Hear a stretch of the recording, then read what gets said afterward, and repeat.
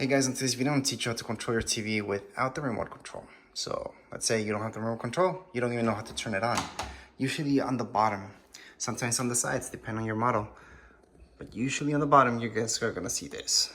Here are buttons that you can press. So if I press that one, it's going to turn on my TV.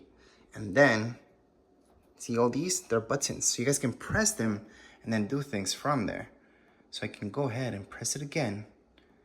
And then just press every button down there. You're gonna see these selections. So you guys can turn up the channel, volume up, volume down, and do everything from here. So that's how you guys can control your TV without a controller. And that would be it for this video. If you guys have any comments, questions, you guys can write down here in the comments area. Don't forget to subscribe and like. Thank you.